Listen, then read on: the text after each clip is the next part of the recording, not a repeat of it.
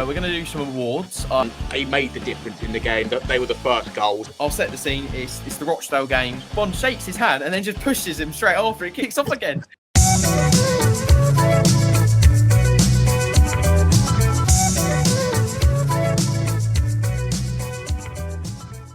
Hello everyone and welcome to episode 18 of the Blues News podcast. Today I am joined by Pip from the YouTube channel D1VERSITY, and we're coming back because I think the last one we did was in September, but we're back with our monthly review.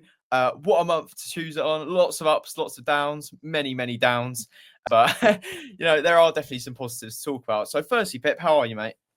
Mate, I'm terrific. Normally, we like to talk about the weather in these intros, but it is a really grey overcast day. Kind of like the month of February for Southend, I guess. A bit of an overcast there, but a few positive rays coming in and through. But altogether, no, I'm terrific, mate. I'm buzzing to be back. Yes, we've left this quite a while, I'll be honest. And yes, pin the blame on me. It is entirely my fault. But we're back. We're here. We're going to get this right, and we're going to make a right old fool of ourselves. But let's have some fun while doing it.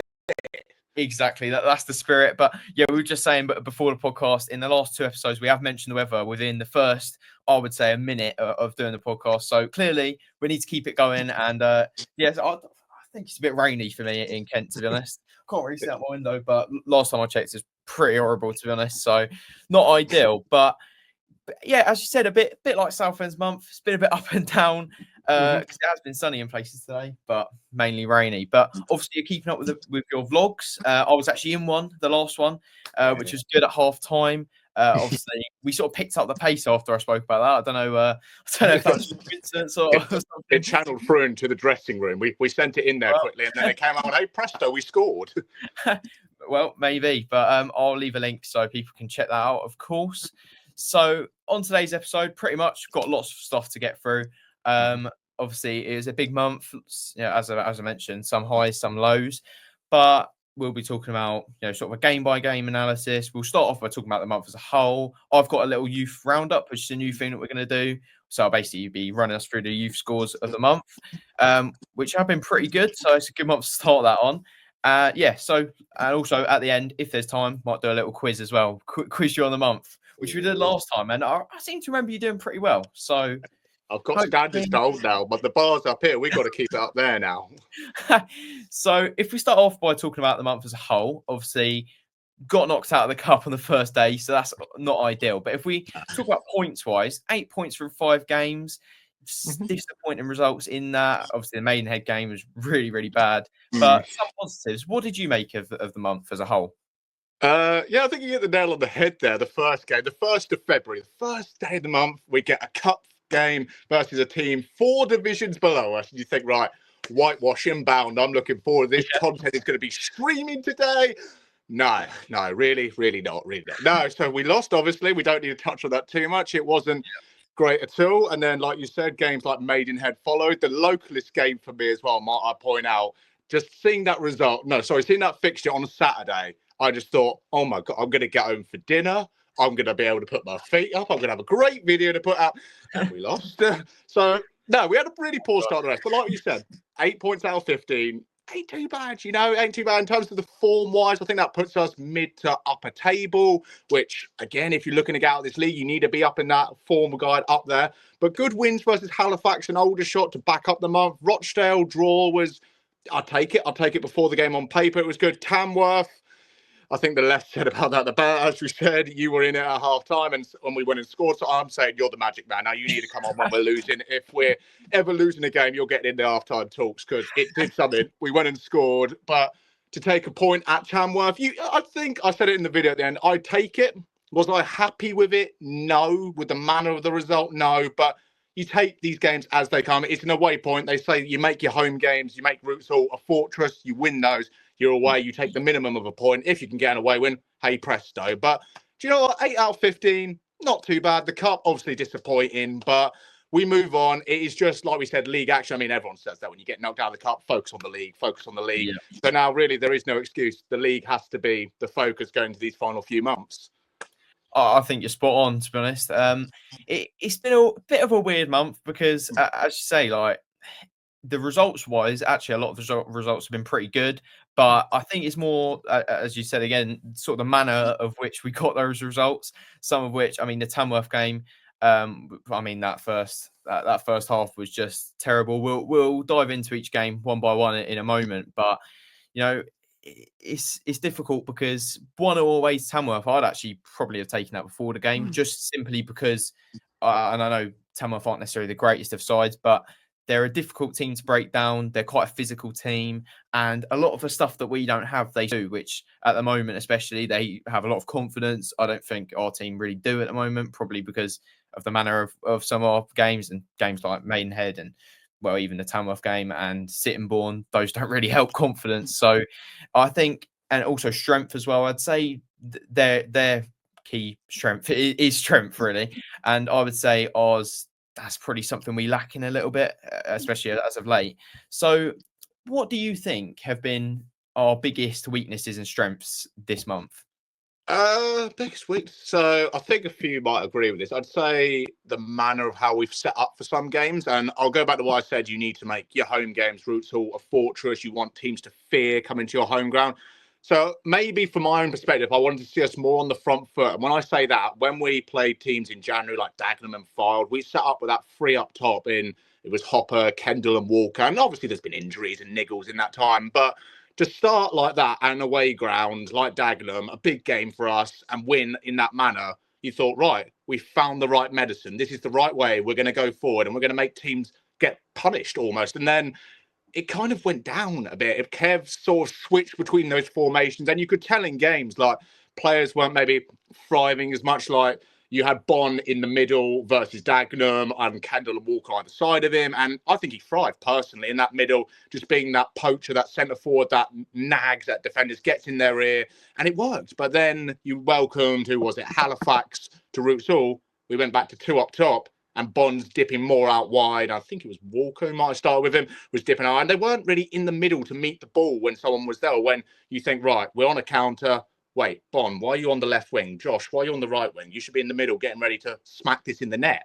So in terms of the weakness, I'd say the formations were questionable. The results might have backed it up, which could go against me a little bit. But more onto the positives, I'd say the unity of the team is come together a lot more, like new additions, which we'll come on to, in Nick Hayes coming in, Leon, Tom Hopper, all them coming now, starting to gel in with the squad, starting to get how we want to play, how we want to express on the pitch, which is good. And especially Nick Hayes. God, I love that bloke so much. He's saved us so many times. Oh my God. But no, it's been, like we said, it's been a mixed month. Weaknesses, yeah. Positives, a few. So we'll include those. But as we said, 8 out of 15 points, smack bang in the middle. It's been one of those, let's take it on the chin kind of month, prepare for what's going to come up, bigger, harder, better. Games like Forest Green, Sutton coming up, Yeovil at the weekend. They're all big. They're all points. And they're all games really we could be doing this in. Certainly, I think one of the biggest talking points is probably the formation and how we sort of set up. And I mean, personally, and many others probably agree that it's looking like three up top is probably our best shot. When we have two, it sort of seems a bit lacking up there. But with three up top, and you saw against Dagenham, like that really, really worked. And credit to Mayo, that was a good choice to bring in that. So if we say that we're going to play three up top, who would be your three in that striking force? Oh, my three. So if we're going to go off what we've seen so far, we'll start from left to right then. Josh on the left, personally, just because I think when he was at Dagenham previously, he had him, McCullum and Marias, I want to say, up top. And that front three was deadly and dangerous for Dagenham back in that time. So to have him sort of in that left wing cutting in position, I think he would thrive out there. And if I remember correctly, he sat multiple Dagenham defenders down on the day, which was bloody hilarious. But so I would have Walker out on the left. In the middle, if I'll leave the middle till last, because I think that could be controversial. On the right, then I'd have Kendall, just because his work rate is absolutely nuts.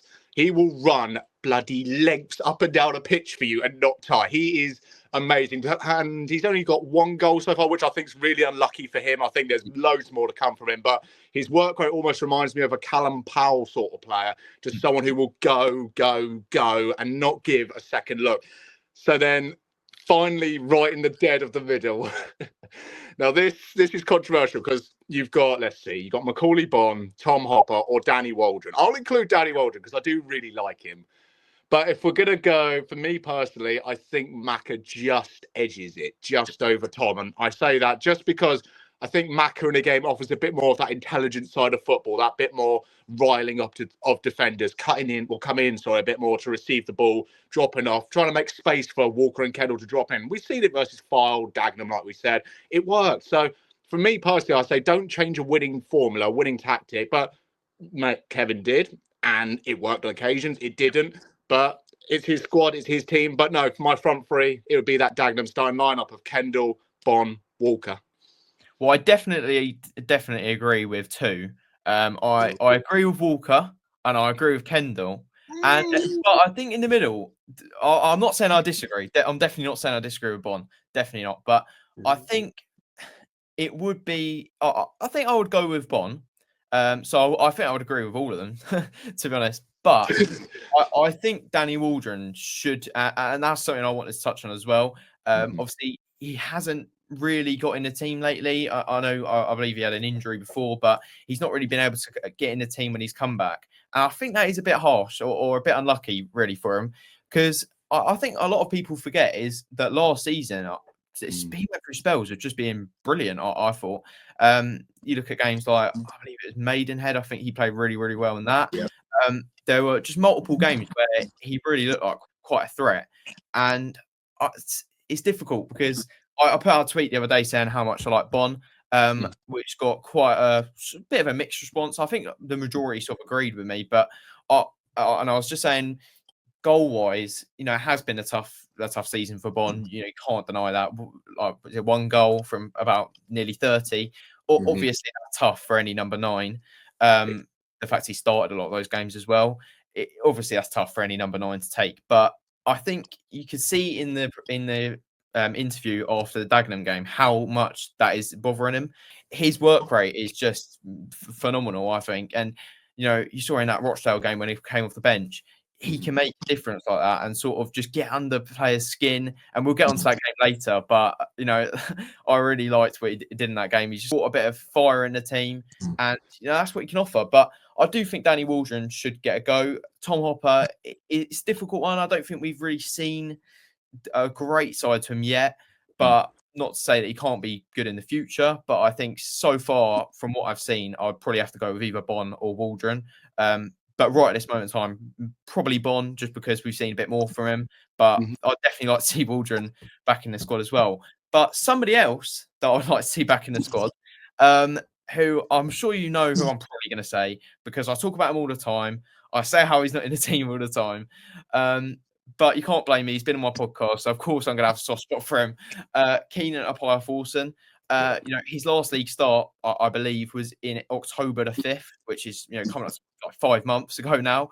And it's a difficult one with him because personally, I think he deserves at least 1 star to give it a go. But I can understand the argument that he's brilliant off the bench. I think he's a really good player to bring off. But what I'd say to that is that we're bringing him so late, he can't actually make a difference. So what do you make of the sort of Keenan situation? Do you think he should be given a league start?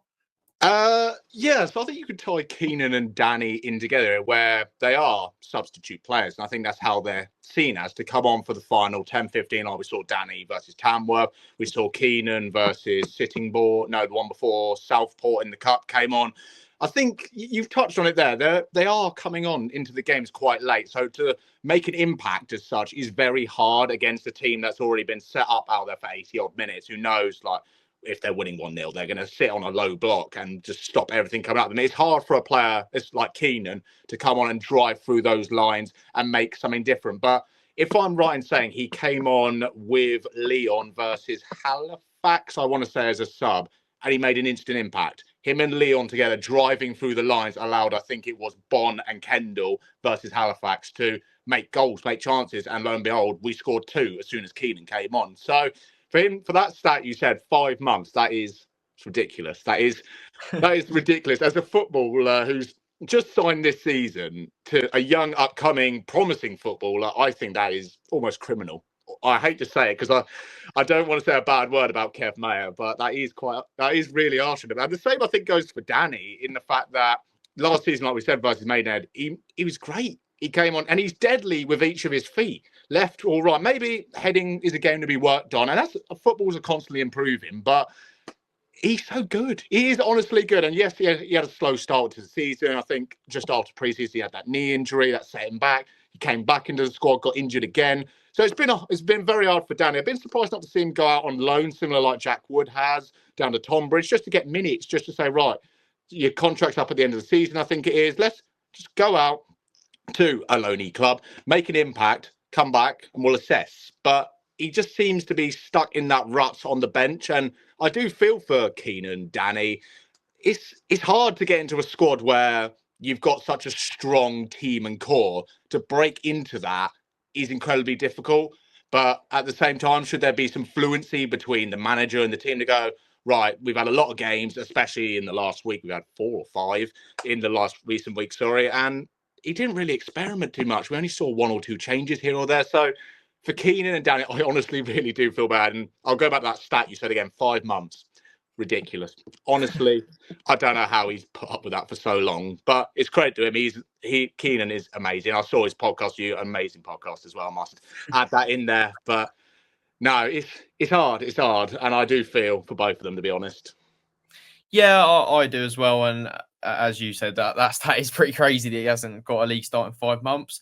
Because I put out a tweet again about Keenan probably about a month ago or something now. And it got a bit of a mixed response. Quite a lot of people agree with me. Some people were saying, I think the main sort of things that people are saying as to reasons why he doesn't start is to do with height and strength. But to be honest, in my opinion, that's just a bit of a scapegoat reason. I don't actually think that's a good reason, because I think his work rate and how much he gets stuck in, if anything, he actually gets stuck in then a lot more than a lot of those players in that midfield. So the sort of argument that he's not strong enough, I personally don't really understand. So yeah, it's a difficult one. Danny Waldron, I think, has been sort of more unlucky because he's obviously had injuries and stuff. There's nothing you can sort of factor in with that. A player that you mentioned there, though, Jack Wood, obviously he is out on loan at Tunbridge Angels at the moment. And last time I checked, actually, it seems like he's doing pretty well. I'll try and get a video of it on screen, but he scored an absolute screamer recently, a really, really good goal. So I'll try and get it on screen. But what would you do with that sort of situation with Jack Wood? Would you, if he continues to do well with Tunbridge Angels, would you bring him back? Would you send him back out on loan? What would you choose to do? If I could choose that, I think so. For me personally, Jack Wood especially is more of a winger sort of position. I believe that's what he was at. I think it was Kings Langley. We got him from a few seasons ago, and he was a winger as such. When when Kev first came in, we had more of a 3-4-3 formation. So you had 2 wide players and 1 sitting in the middle. So it worked for Wood as such to come into that sort of formation. Then we changed to 2 up top and the embargo and all of that dross of last season. I don't want to touch on at all because that was horrid.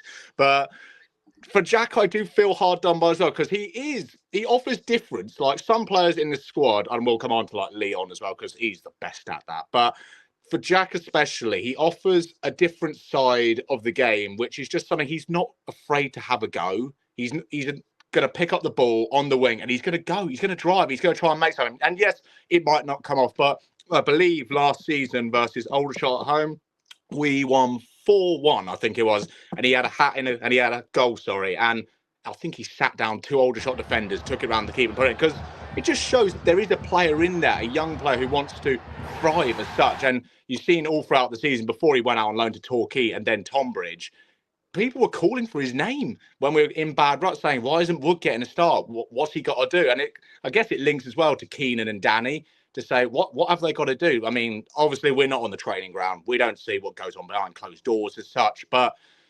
it's hard for players like that to make an impact in the squad, like we said, that are so tight-knitted and strong going forward. And you said about Keenan's height and physicality of the game. I think, again, that is, like you said, a scapegoat reason. Just he offers that difference like Jack. They all offer a different side to the game, but maybe Kev and co like to see from the bench more so than the start. For Jack, personally, he's had 2 second spell now at Tonbridge, and like you said, he scored a cracker, an absolute cracker for them. But I don't know, as a player, how long you can sit on a bench before you go, why am I here?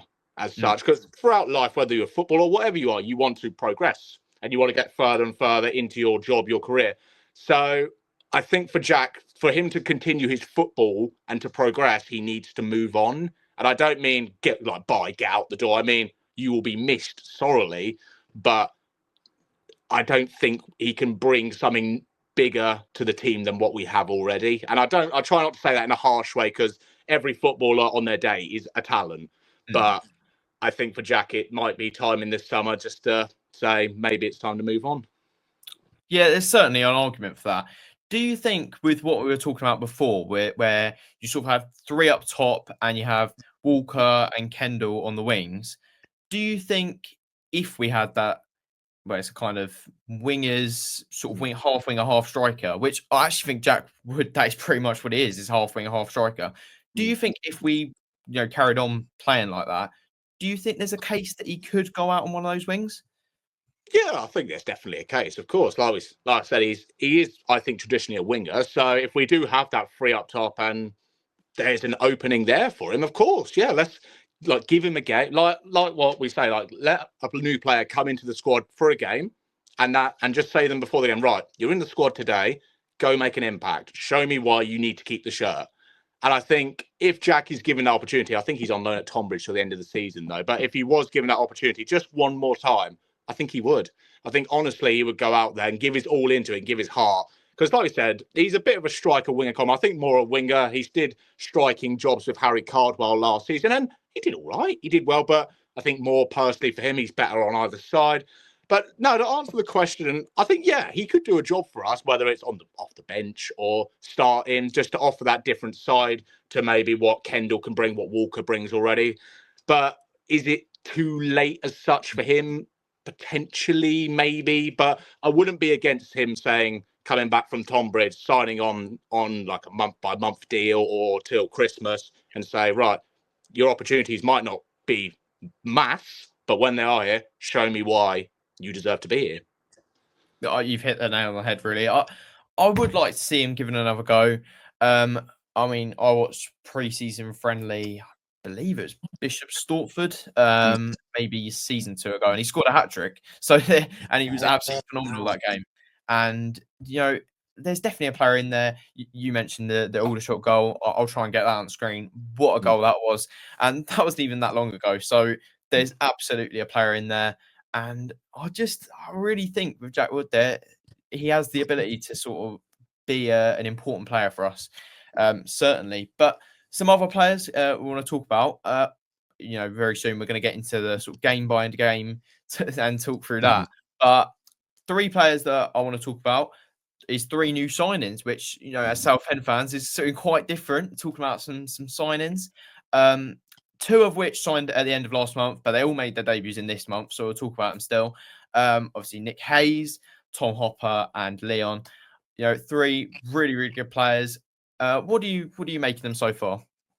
I love every single one of them. Honestly, we'll start from the back. Nick Hayes in goal. Oh my, what an absolute unit he is. And I don't know, this might get bleak. I love his shithousery. Love it. No, we can keep that in. That's fine. Yes, we're not PG anymore. Very good. Yes, we're moving on up here. I've turned 18, so it's all right now. It's all fine. Yes. So Nick Hayes said, well, I could do this. I could say whatever I want. No, we'll be good. Nick Hayes is amazing. Just ever since that Colin injury at Dagenham, I think there was a good fear for that goalkeeping position. I mean, I've forgotten the loney keeper already. I've forgotten Marcus Harness, maybe? Harness? Was it Nathan Harness? That's it. Harness. Yeah. He did fill me with a bit of mixed confidence. So when he went back to MK Dons, I just thought, who could we bring in that could match Colin? Who could do a job and make us feel confident with that keeper in the net? And I think they've hit the nail on the head with Nick Hayes. Second spell back. He hasn't had a clean sheet yet, which I feel is really hard done by for him. But just the way he commands that box, commands the net is amazing. I mean, we played, obviously, Tamworth most recently. And, you know, Tommy thingy, the long throw bloody boy that you had on your podcast, again, another amazing episode. Hate him beyond belief, not as a person, but that throwing, he's dangerous, man. That is so dangerous. I think in the vlog, I caught him throwing it in, and Hayes just had to punch about 4 of them out. But it's just, again, it goes back to how he commands the box. He says, keeper's ball, and he makes himself big and does the work. And he has saved us on multiple occasions. And he's just an absolute unit. I'll kiss the bloke, but we won't. Anyway, moving more up the pitch, Leon, well, the National League, Jude Bellingham, we're calling him for this one, because firstly, he looks like him. Secondly, he's magic. I believe 22 years of age off the top of my head. And he's so good at cutting the lines up and making trouble. I love it. Like we said, he came on with Keenan versus Halifax.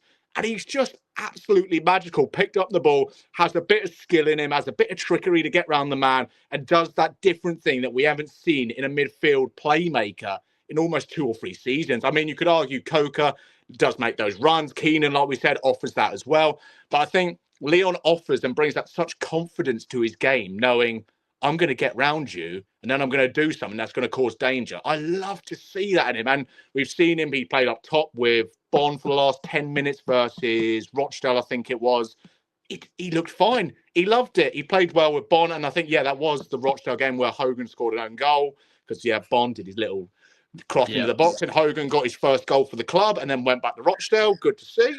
But back to Leon, he's amazing. I love him to bits. And Hopper then, back for his second spell. Tommy Hopper, 1 goal in 5 games, but at Colchester he was starved of chances from about, I want to say, October onwards. He didn't get ahead of Samson Tavide for them and Lyle Taylor, so he wasn't getting ahead of that. But his work rate, oh my days, sky high. He just runs and runs. He's a workhorse. If you were to put him, if you were to get all the players in a line and get him to sprint down the pitch, I'd have my money on Tom Hopper to be down at the other end of that pitch first.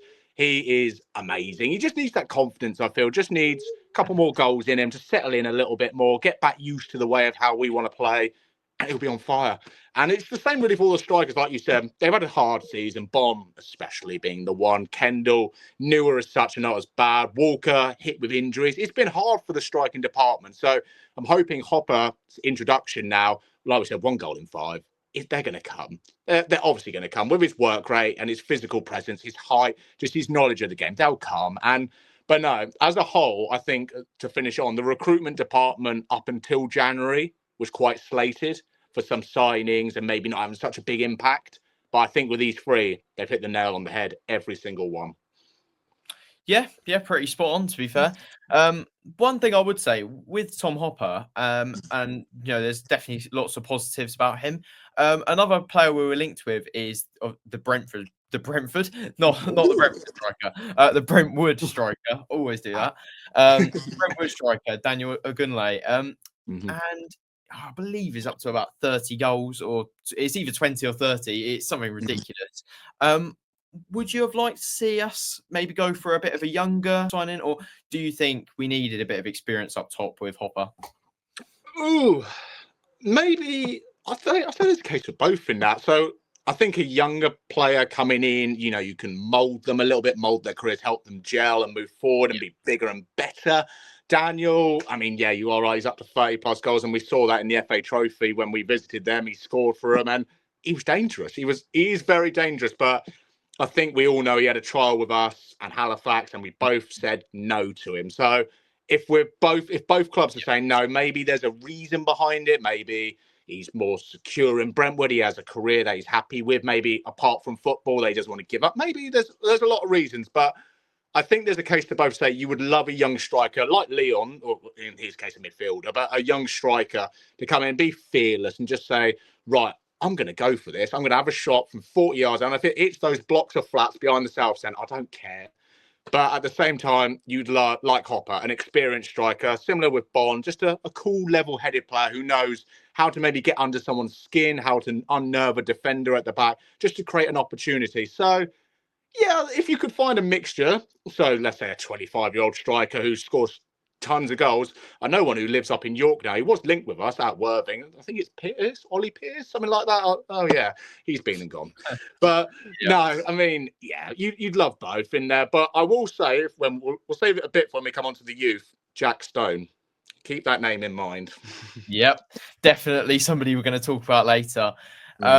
So I think it's time in the podcast now, Pip, that we're going to do some awards. I don't know if you've thought about them before, but we're going to do some awards. So and then we'll get into some game by game and talk about each game as they come. Some we want to talk about more than others, but if we move on to some awards then. So straight away, who is your player of the month? I think we both know this. He is a certain star man who plays on the right, and he is something dynamite. Gussie Scott Morris for me. I mean, only 3 goals, only. I mean, what? He's up to 14 as a right back. Come on, seriously. 14 goals, mate. Nuts. Gus for me, just for the goals. They've been so key, so influential. I mean, versus Tamworth, he scored, and I want to see Aldershot was the other one of them at least. And they made the difference in the game. They were the first goals, and they made the difference. They wanted the team to thrive forward.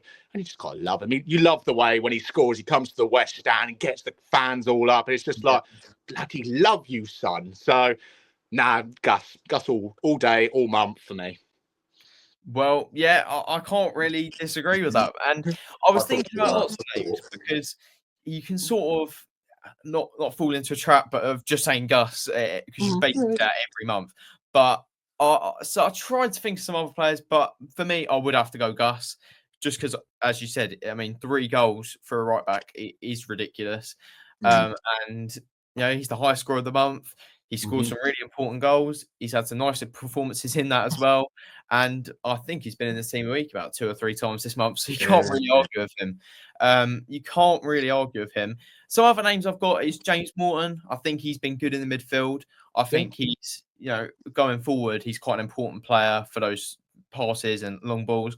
So I think he's got a case. I think Nick Hayes probably has a case as well.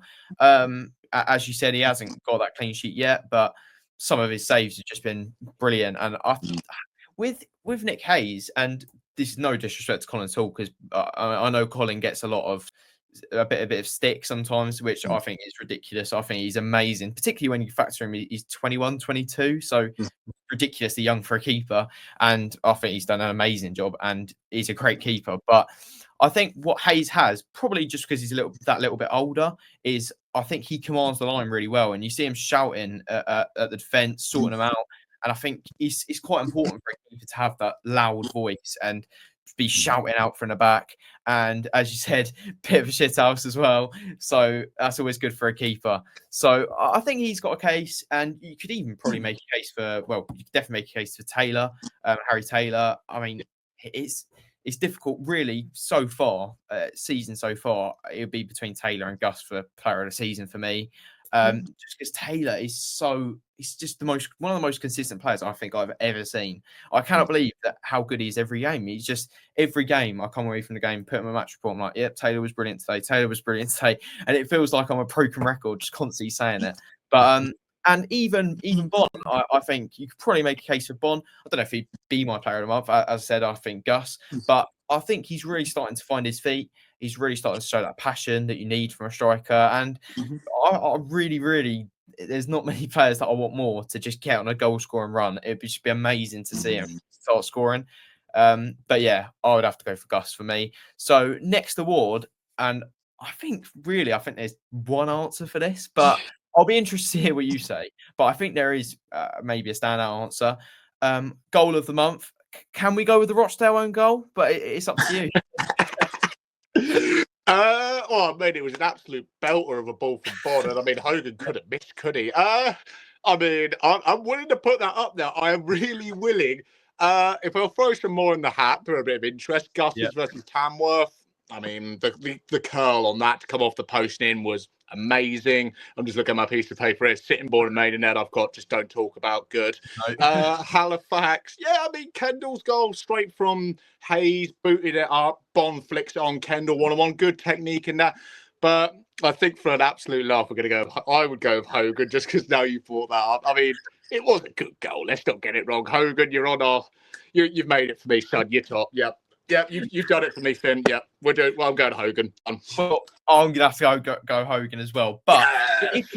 if we say that we've got to go for a Southend player, then I would personally, it would be between Gus and Kendall. But it's a difficult one because either could be in this. But I think maybe just because it came all the way from the back, it got a lovely flick on from Bon, and then Kendall just ran through. It was his first goal for the club, and yeah, personally, and also it was a really crucial part of the game because getting and so was Gus's, obviously the equaliser. But I think in that game against Halifax, it was a really important time to get a goal because I believe we were 2-1 up at the time. They had just got a goal, and I think it's about maybe less than 5 minutes after their goal. And when they scored that goal, you could just see this is going to be one of those 2-0 to 2-2 sort of games.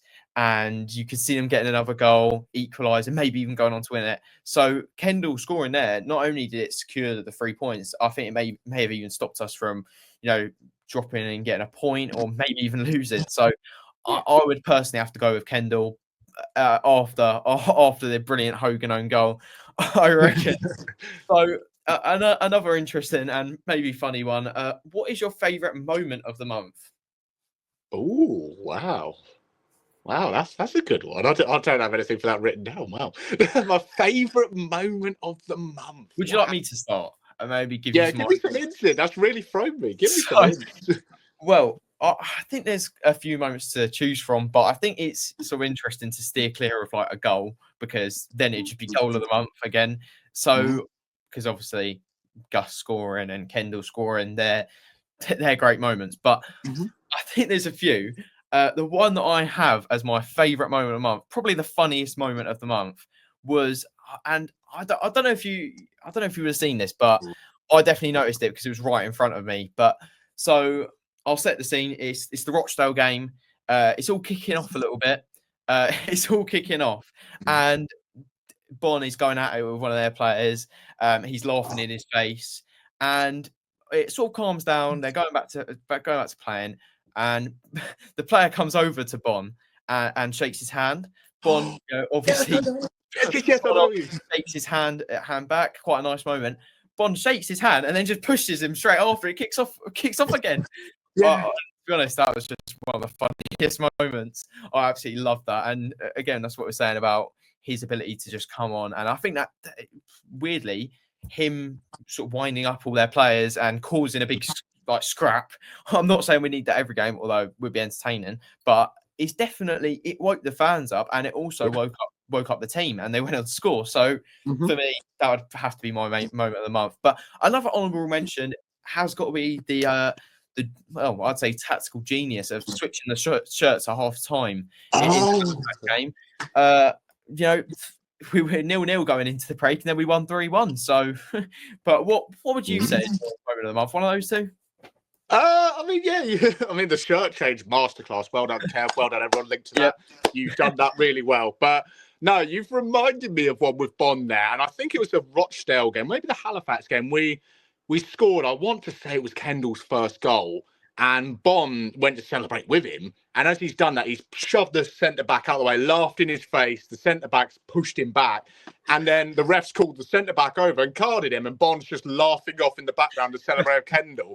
That's one I did remember from you bringing up the other one. But it goes back to Bon again. Yes, his goal numbers have been lower and really bad, if we're going to be honest. I'm sure he feels the same like after the Dagenham one. But what he offers in terms of passion and heart and just annoyance, which you love, similar to Nick Hayes and shithousery, you love it. You just love to see it. And like I said, it gets the crowd up, it gets the team up. It makes it sometimes, dare I say, it's bigger than a goal. Those moments because they get everyone up, they get everyone going up. Right, get behind the team, get going, get forward. And then, like you said, for your one, when Bon shook the hand and he pushed him away, we went on to score minutes later. So, dare I say, those moments are more important. Yeah, and it made for an interesting rest of the game. And up until that point, it had been pretty stale, to be honest. We were losing 1-0, and those subs really changed the game. We're going to get on to, just off this, we're going to talk game by game. The first two, maybe we don't want to talk about loads, but we will talk about game by game in a moment. But yeah, as a fan as well, and especially, you know, me and you can relate in the sense that we do so much traveling with to see the club, even for a home game. I mean, I don't know about you, but for a home game, for me, it's like 3 hours at least. It's gonna be an hour and a half each way, so it's about a 3 hour trip. To be honest, as much as I care about results and I would love to get promoted and stuff, I just want to see an interesting game of football and entertaining. And I think this is where a lot of the anger and maybe not so much anger, but frustration of fans comes from with the club recently. It's just been that it's just not really been that interesting. And I said it in your vlog. The Tamworth first half was just one of the most boring halves of football I think I've ever seen. It was just we were walking forwards, and credit to the lads. We'll talk about it later, but you know the second half they did step it up. But for me, as a fan, I just like to see interesting games of football, and if we get a result, happy days. Yeah, so I called my video like the worst defeat in the history at Root. To be honest, all I'm going to say about this, how did they let them walk out like that? I swear I've heard the whole ground go shoot, because you just cried out for it, and he does, and hey presto, goal.